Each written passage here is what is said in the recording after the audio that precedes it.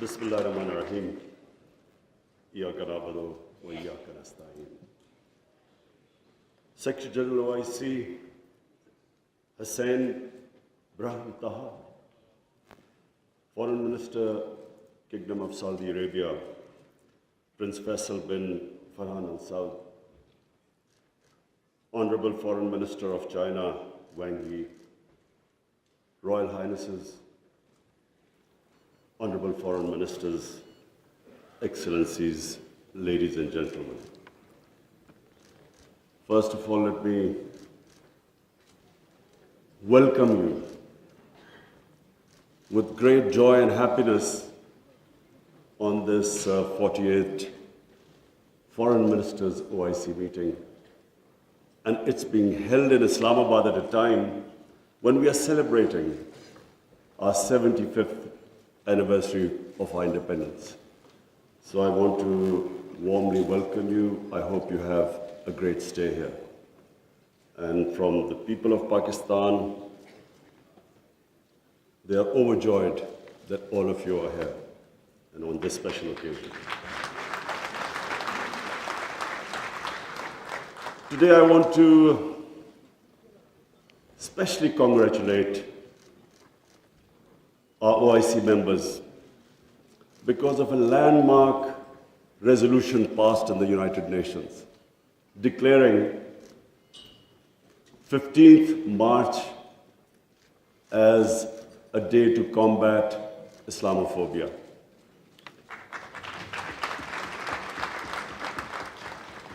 But I want to remind people why 15th of March.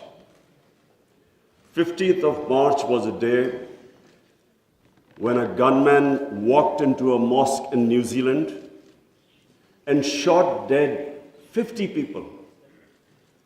Why did he shoot them? Because he felt that all Muslims were terrorists.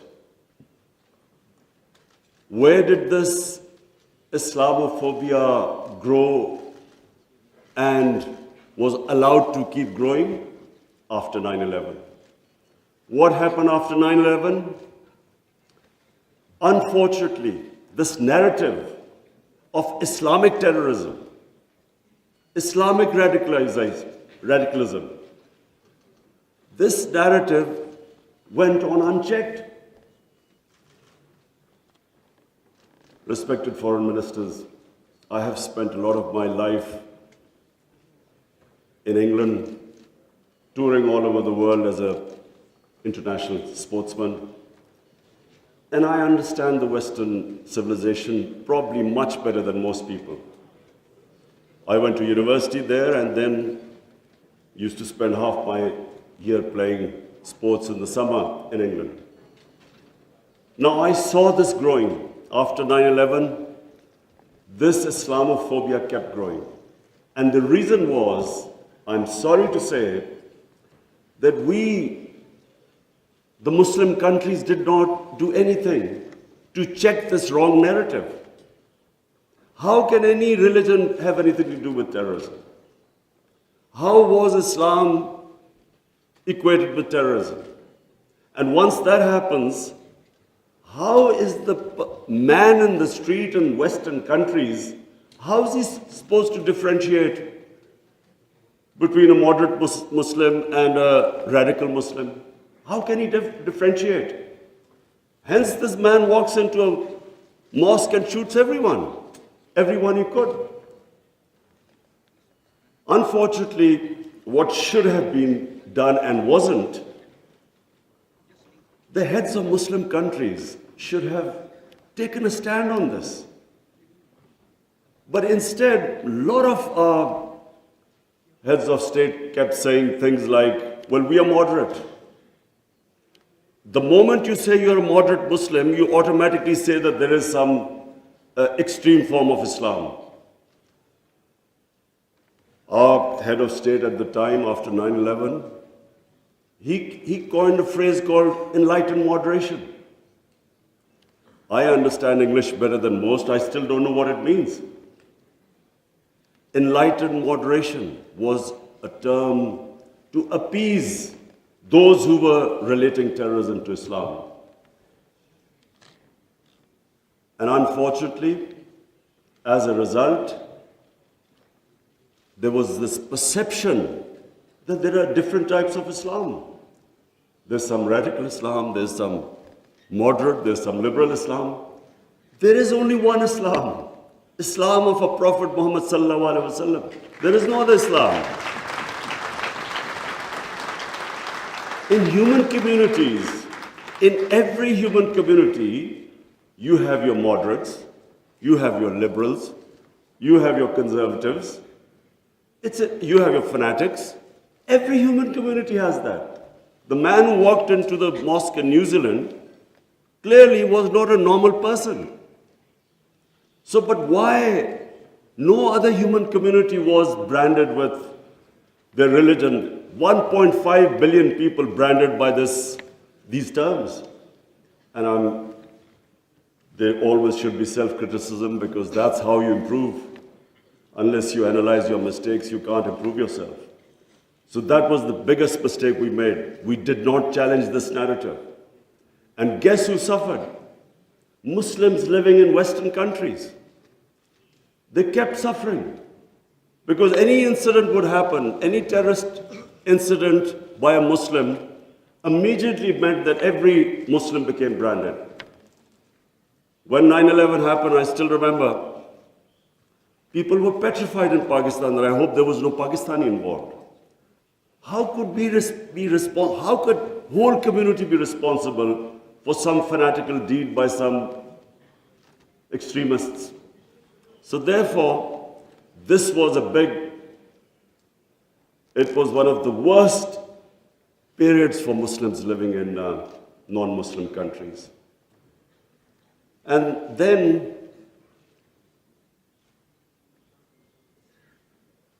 in 1989, there was a book called Satanic Verses, written by a Muslim who knew, because he came from a Muslim family, he knew the reaction in the Muslim world amongst the Muslims if he insulted or mocked or ridiculed our Holy Prophet, peace be upon him.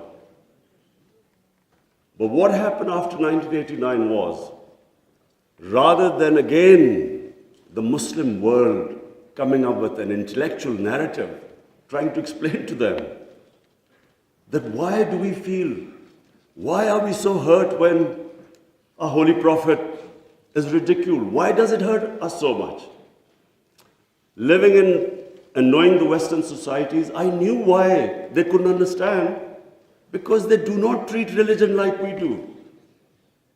Jesus Christ is not treated the way we in the West, the way we treat our Holy Prophet here. So they couldn't understand what was going on. Why were there demonstrations? Why were there death threats to Salman Rushdie? So they kept thinking that the Muslims do not allow freedom of expression. So Muslim world is intolerant. It doesn't allow freedom of expression. They were able to vilify our religion. And yet there was no coherent response from the Muslim world. And therefore, we kept into the cycle. Every few years, there would be some cartoons, insulting cartoons against our Prophet. Every few years, there would be something insulting him. We would respond. There would be some act of extremists. They would not respond. So this Islamophobia, this cycle, kept getting worse. And poor Muslims living in Western societies kept suffering. So that's why I'm really pleased that for the first time it has been acknowledged that Islamophobia is a reality and something needs to be done about it. And from now onwards, we hope that we will be able to put forward a narrative that why it hurts us so much. And honorable foreign ministers, let me just say that I only came into politics 25 years ago. I was watching this Islamophobia building up in Western societies. But two, I wanted my country. We were the only country which was which became independent in the name of Islam. And so,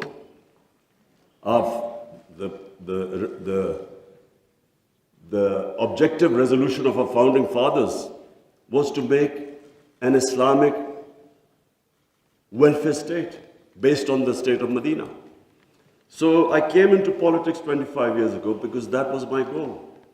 And just in this August gathering, let me just say,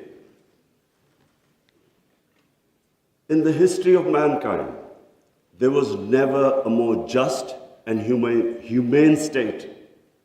Unfortunately, our children don't know about it. Even we in Muslim countries don't know that the modern state our Prophet created. Forget about Western countries or non-Muslims. How would they know about it when we ourselves don't understand that he created a state which laid the foundation of one of the greatest civilizations in human history for the next few hundred years.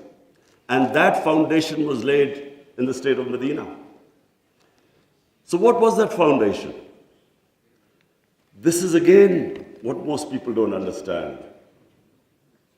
And I'm glad that Foreign Minister Wang Yi is here, because I want people to understand what was it that caused this great revolution, one of the greatest revolutions of all times. The state of Medina was one of the greatest revolutions. What was it? Number one, our Prophet was given the title in our holy book, the Quran, as Rahmatul lil Alameen, mercy for mankind, not mercy for Muslims. He came as a mercy for mankind. He came to unite mankind, not divide mankind.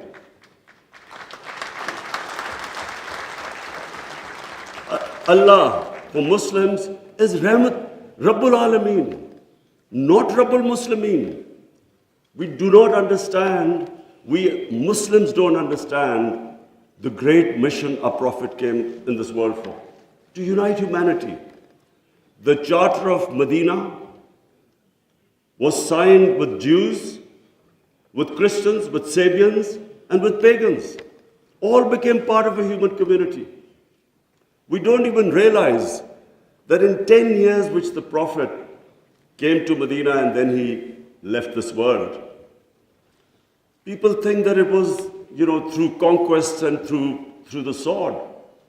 Hardly anyone knows that in these 10 years, there were only about 1,200 people who were killed in battles. In these 10 years, 1,200 people died and Islam spread all over Arabia. So it was a revolution of ideas. He created a new system. So the state of Medina, he created the best rule of law. The basis of a civilized society is rule of law. His saying that even if my daughter commits a crime, she will be punished. No one is above law. His saying that many nations before you have been destroyed, where the powerful crooks were exempted, were given immunity, and poor crooks were put into jail. If you look at the world right now, Excellencies, I can tell you, just look at all the poor countries.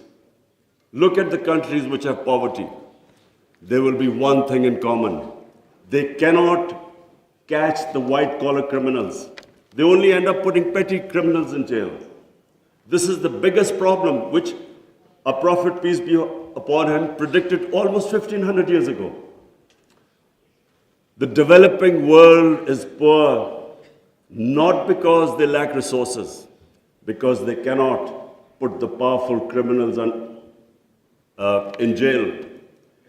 There's a fact-eye panel report by Secretary General of the United Nations.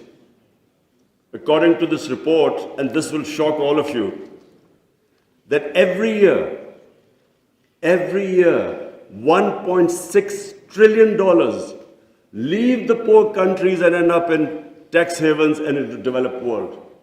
$1.6 trillion according to the fact-type panel report of the UN Secretary General. Just imagine what is going on. Poor countries are being robbed simply because we cannot put the powerful criminals in jail. We cannot bring them under the rule of law. This is what our Prophet predicted. And this was the state of Medina, where he set up this system of rule of law, no one above. And two of the first four Khalifas, two of the first four heads of state of Medina ended up in court of law. And one of the most revered and respected figures of Islam, who was the fourth Khalifa, he loses a case against a Jewish citizen because the judge refused to accept the testimony of his son. This was the justice system there, which laid the foundation of this great civilization. So what does it show? Number one,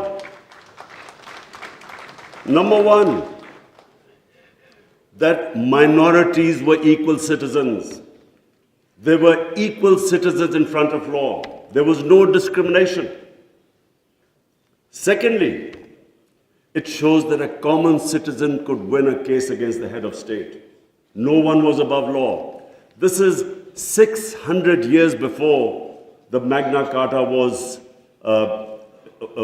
signed in England, which was the beginning of the democratic struggle of Britain. And it took them years before they could actually bring their head of state under the rule of law.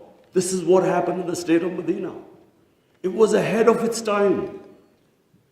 And then it was the first welfare state in the history of mankind. Compassion, humanity.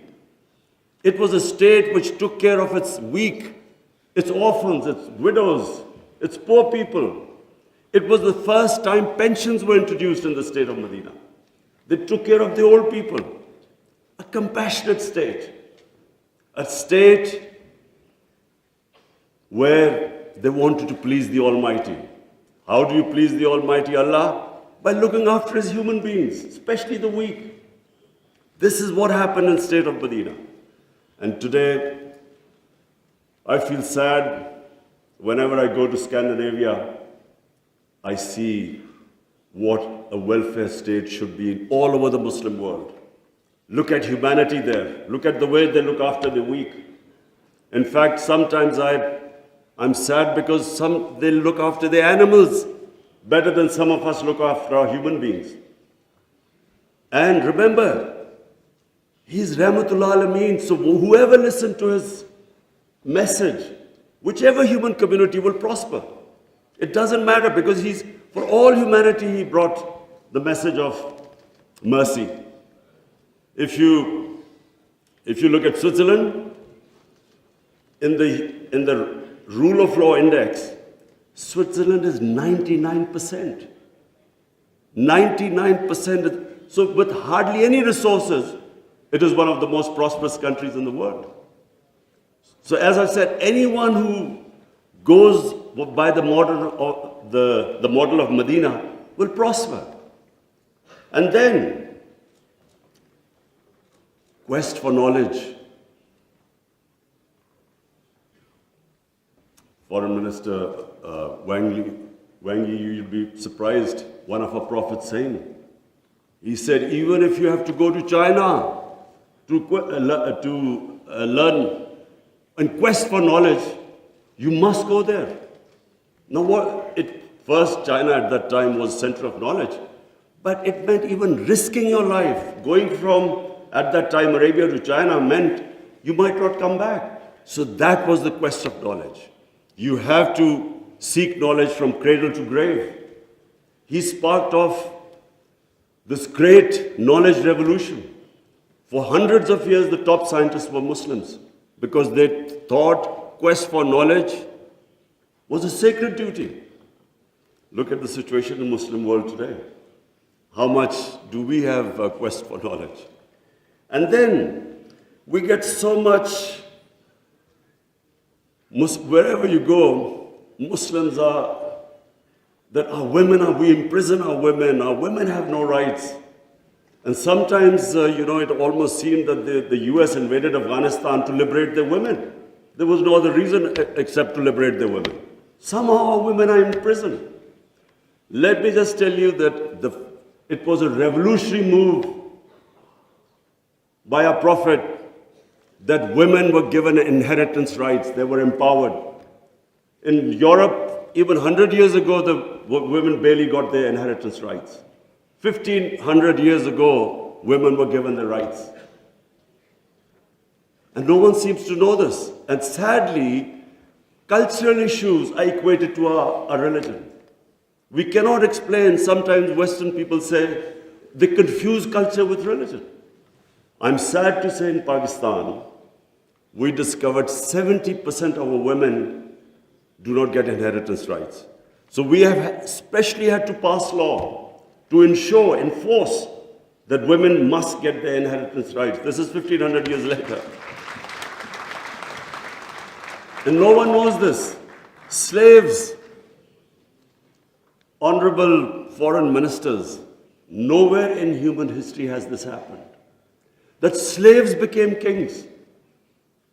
The Mamluks were slaves who became kings in Egypt. In India, there was slave dynasty that became kings. Why? Because the Prophet said, treat your slaves as family members. Best to free them, if not, treat them as equal family members. So he was the greatest human being that ever stepped foot. There'll never be a human being like them. Anyone close to the Prophet became leaders. If you read the book, The Arab Conquest, everyone became a leader. Whoever was near the Prophet. And our generations don't understand that, and neither have we been able to explain to anyone else. Let's not confuse Muslim imperialism with the 10 years of Prophet in Medina. Let's not confuse that, because that was not what the Prophet preached, where the Muslims went all over the world conquering. It is not what the Prophets, the whole revolution was of ideas.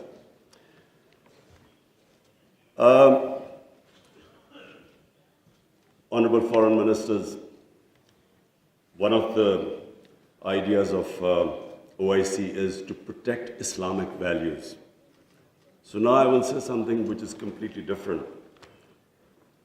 I believe that Islamic values never have been so much under threat as they are right now. And I bring this to this August assembly because when I became the Prime Minister, I asked the police chief, asked him what the crime chart. I was amazed to note that sex crime, child abuse and rape is the fastest growing crime in this country. So we did further investigation. We discovered that the mobile phone, the sort of pornographic material available on the mobile phone to children, this has never happened in human history. So the material available is causing havoc in our society without us knowing. Parents don't know what's happening when the child goes into his room or something. They don't know what he's watching on his mobile phone. It is very important that this August forum, we should plan how to combat this, because it is already having a huge impact. We have a rise in divorces. We all know that the more vulgarity, the more a society gets permissive, it has a direct impact on the family system. One of the most important things about Islam is that our religion protects the family system. We have values like we respect parents. We have respect for our teachers. But the culture that is coming through, social media, we really need to think carefully, how are we going to protect our generations? I have formed in Pakistan a Rahmatul Alameen authority of scholars. The whole purpose is how are we going to give an alternate point of view to our children, cartoons. How do we, because children get influenced from that age onwards. How do we strengthen our children against this unpredictable social media revolution? How do we know where it is going? So I think that I thought at this meeting I should mention, because we need to start thinking about alternate media, how we can combat. You can't stop social media, but we can give our children, fortify them, strengthen them ethically and morally. Now I come to two important political issues. One is Palestine and the other is Kashmir. Honorable Foreign Ministers, we have failed both the Palestinians and the people of Kashmir. I'm sad to say that we have been able to make no impact at all. They don't take us seriously. We are a divided house, and those powers know it. We are 1.5 billion people, and yet our voice to stop this blatant injustice is insignificant. We are not talking about conquering some country. We're simply talking about the human rights of the people of Kashmir and Palestine, the international law, which is on their side, United Nations Security Council resolutions that back their right. In Kashmir, the international community promised them the right to decide their own destiny through a plebiscite. That right was never given to them. In fact, the special status of Kashmir was taken away illegally by India on 5th August 2019. Nothing happened because they feel no pressure. They feel we can make a resolution and then, back to our usual business. I'm not talking about altering our foreign policies. All of us countries have our different foreign policies. But on core issues, I am asking the OIC that unless we have a united front, we will keep these abuses will happen. Like in Palestine, it's daylight robbery going on in Palestine. The only hope I have is now because of social media, first time in Western countries, there's awareness of what's going on to the poor Palestinians. That is so far much more than the OIC. It's the mobile phone and the spread of information of the injustices being done to the Palestinians. That is the best, at the moment, the best way to protect them, not us. In Kashmir, it's a war crime, according to the 4th Geneva Convention, to change the demography of an occupied land. India is changing the demography of Kashmir by making the Muslims from a majority to a minority, by bringing in settlers from outside. This is a war crime. Yet no one is pushed about it. Neither India is pushed nor Israel, because they think we are ineffective. So, Honorable Foreign Ministers, let me just say that the way the world is headed, I'm afraid it's headed the wrong way. There's a Cold War almost started. There is a chance of world being divided into blocks. We 1.5 billion people, unless we're united, unless we take a united stand, we'll be nowhere. As what I'm scared to say where the future is headed right now. Before I come to Ukraine, I just want to talk about Afghanistan. It is extremely important that we stabilize Afghanistan. After 40 years, and no nation has suffered as the people of Afghanistan. 40 years of conflict. Finally, there is no conflict going on. The only danger now to Afghanistan is that through the sanctions and non-recognition, they might end up having a humanitarian crisis. Already the people are falling below the poverty line. Already there's a brain drain going on. So it's extremely important that we help the people of Afghanistan. And I say this because a stable Afghanistan is the only way, I repeat, it's the only way we are going to be able to stop international terrorism from Afghan soil. No other country is going to be able to do it. Let's not be delusional that some other country will come in and sort of through drones or something fight terrorism. It's not going to happen. The only hope is a stable Afghanistan government that can take care of international terrorism. I want to add a word of caution. Anyone who knows the Afghan character should be cautioned that please do not push the people of Afghanistan to do things where they feel that their sovereignty is being threatened. They are very proud, independent-minded people. They have always fought for their sovereignty for hundreds of years. They do not like the idea that someone is dictating to them. So I would caution that let's help them, let's encourage them, let's get them involved in the international community. And I believe that the people of Afghanistan are strong enough to evolve and go in the right direction. But please let's remember that the Afghan character does not like outside interference. And finally, I come to Ukraine.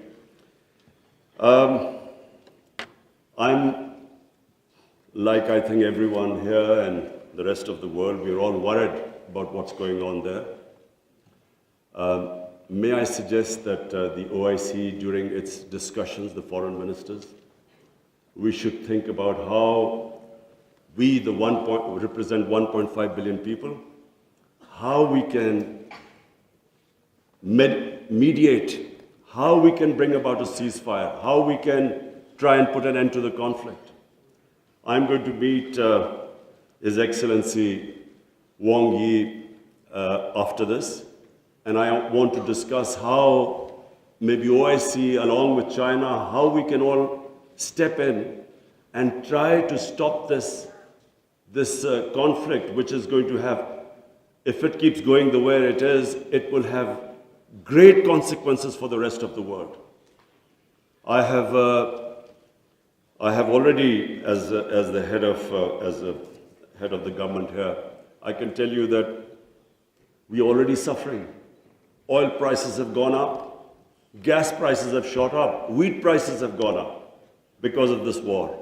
And if this keeps continuing, this is only going to get worse. So therefore, we should, all the countries which are non-partisan, we are in a special position to be able to influence this conflict. So as I said, I would want the foreign minister, Shah Mahmood Qureshi, please discuss with the other foreign ministers, and I will discuss with His Excellency, the Chinese foreign minister, how we can all, as a bloc, OIC and China, how we can influence the events in Ukraine and stop this and have some ceasefire and resolve this conflict. Lastly, honorable foreign ministers, let me again say what a pleasure it was to welcome you to my beautiful country. I want to end by saying, again, I repeat, that the world is moving in a direction which is sadly worrisome for all of us. In bloc politics, in Cold War, and this 1.5 billion people, we keep underestimating the strength we have. Somehow we lack self-belief. As a sportsman, I can tell you that a team that has self-belief will defeat a team that is far more talented but doesn't have self-belief. We don't have self-belief. We somehow look to others to help us and get justice. But where the world is headed, it is extremely important that we get united and on certain core issues take a stand. And let's not be dragged into this, into blocks, into the conflicts. We should stay as a bloc and show our power in bringing about peace rather than becoming part of some conflict. Thank you very much.